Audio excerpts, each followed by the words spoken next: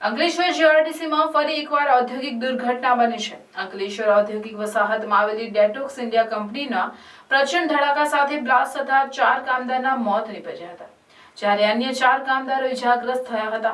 Blast એટલો પ્રચંડ હતો કે એકની બોડી પ્લાન્ટની બહાર ઉડીને કંપનીમાં કેમ્પસમાં પડી હતી। અંકલેશ્વરની ડેટોક્સ કંપનીમાં બ્લાસ્ટની ઘટનાના પગલે કામદારોમાં ગભરાટ પ્રસરી જવા સાથે દોડધામ મચી ગઈ હતી। બ્લાસ્ટ બાદ એક કામદારનો મૃતદેહ કંપની બહારથી મળી આવ્યો હતો। બ્લાસ્ટમાં મૃતદેહ દૂર સુધી ફંગોળાયો હોવાની આશંકા સેવાઈ રહી છે।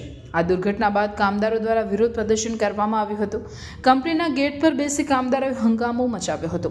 મૃતકોમાં પોલીશરામ ઉંમર વર્ષ 33 હાલ સારંગપુર અંકલેશ્વર મૂળ યુપી, મુકેશ સિંહ ઉંમર વર્ષ 33 બિહાર, હરિનાથ યાદવ યુપી તેમજ અશોક રામકૃષ્ણ યુપીનો સમાવેશ થયો હતો। કામદાર આ દુર્ઘટનાને લઈ એક કામદારે જણાવ્યું હતું કે ડેટોક્સ ઇન્ડિયા કંપનીમાં બ્લાસ્ટ થયું હતું, જેમાં 10 થી 12 લોકો મળી રહ્યા નથી, જેમાં અંદરથી એવા સમાચાર મળી રહ્યા છે કે બોડી મળી નથી રહી અને તેઓનું મૃત્યુ થયું છે। સવારના 11:30 અને 12 વાગ્યાની વચ્ચે ઘટના ઘટી હતી, પરંતુ હજુ સુધી તેમની ગણતરી ચાલી રહી છે અને તેઓ ક્યાં ગયા તે બતાવી પણ રહ્યા નથી। ધીરે ધીરે તેઓ બોડી બહાર કાઢે છે। બ્લાસ્ટ થયો અને જ્યાંથી બોડી મળી રહી છે તે બંને વચ્ચે અંદાજે 100 મીટર જેટલું અંતર છે, તો આટલી દૂર બોડી કેવી રીતે પહોંચી અને એક જ લાશ કેમ ગઈ? બાકીના 10-12 લોકો ક્યાં છે?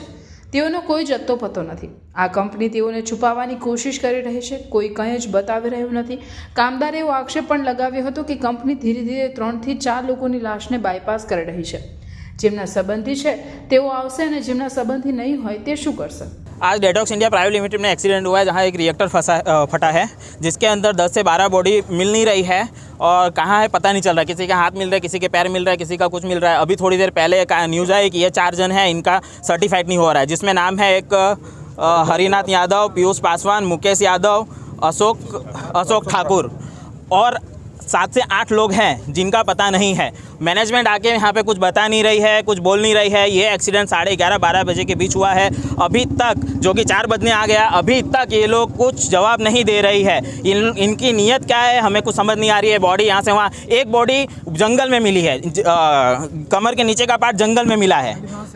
अब ये समझ में नहीं आ रहा है कि 100 मीटर बॉडी उड़ के 100 मीटर वहाँ कैसे आ गई, 100 मीटर दूर की दूरी पे कैसे पहुंच गई। इसका मतलब यहाँ की कंपनी बॉडी को छुपाने की कोशिश कर रही है, यहाँ उधर इधर कर रही है। कुछ जिनके रिलेटिव है वो आके खड़े हैं, जिनके रिलेटिव नहीं है उनका क्या, उनका तो कुछ अता पता ही नहीं चलेगा और ये लोग धीरे धीरे छुपा देंगे। इनको हम बोल के थक गए कि आओ हमें बताओ। गेट बंद करके रखी है, पुलिस यहाँ खड़ा करके रखी है, हम लोगों को अंदर जाने नहीं दे रही है। ना तो कोई कंपनी का रिस्पॉन्सिबल पर्सन आके हमसे बात कर रहा है। हमने बोला कि आके बात करो, हमें बताओ, लेकिन कोई जवाब नहीं दे रहे हैं।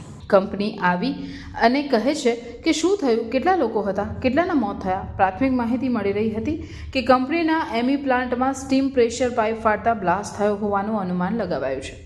અંકલેશ્વર જીઆરડીસીમાં આવેલી ડેટોક્સ ઇન્ડિયા કંપની ઇન્ડસ્ટ્રીયલ વેસ્ટના નિકાલનું કામ કરે છે। બ્લાસ્ટના બનાવના પગલે જિલ્લા કલેક્ટર સહિત ફાયર સેફટી એન્ડ હેલ્થ અને પોલીસ કાફલો ઘટનાસ્થળે બનાવની જાણ થતાની સાથે જ ફાયર ફાઇટરો તેમજ સેફટી એન્ડ હેલ્થ વિભાગની ટીમ ઘટનાસ્થળે પહોંચી ગઈ હતી। આ તરફ પોલીસ કાફલો પણ ઘટનાસ્થળે પહોંચ્યો છે। બ્લાસ્ટની માહિતી મળતા જ લોકોના ટોળા પણ કંપની બહાર એકઠા થઈ ગયા હતા।